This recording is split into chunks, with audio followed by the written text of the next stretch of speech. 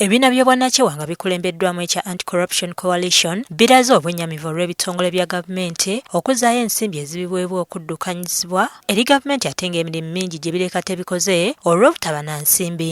Bano banookoddeyo ekitongole kya Heart Institute kye bagamba nti buli mwaka kizaayo ensimbi ezikiweebwa kyokka ng'emirimu egy'okukolako mu kitongole ekyo gyetaagisa ssente nnyingi ddala.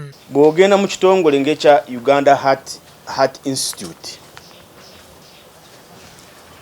ojja kusanga nti ku nsimbi biliyooni 579 tebaafuna ensimbi mu 933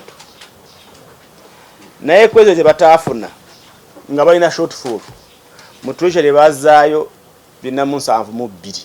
Okwogera bino babadde mu lukuŋŋaana lwa bannamawulire lwe batuuzizza ku kitebe kyabwe ntinda. Basinzidde eno ne beemulugunya ne ku nsonga y'emisango emiyitirivu egisingibwa gavumenti gye bagamba nti gyeraliikiriza. Sise Kagabo okuva mu Anti-Corruption Coalition agamba nti kumpi buli musango gavumenti gweba nayo mu kkooti bagisinga ekiviirako okuyirira obulwanana bw'ensimbi ezandikoze ebintu ebiyamba bannansi.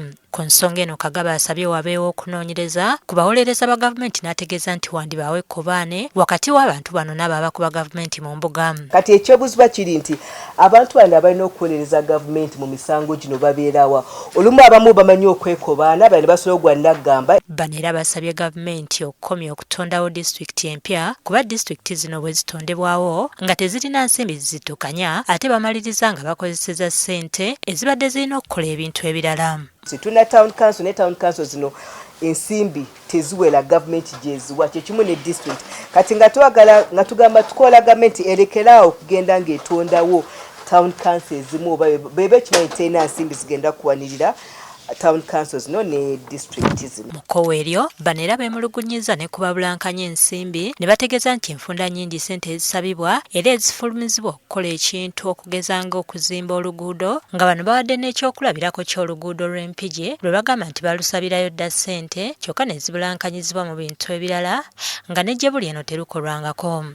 Toyinza kuba ng'olina project kati ng'egyo gye tumaze kwogerako eya kusega Mpigi myaka 3 kati gigenze tewali naaka ne kilomita emu oba na futi nga 10 zetukozeeko naye tuli awo tusaasaanya ensimbi okusaaviisinga looni gye twafuna ku luguudo olwo.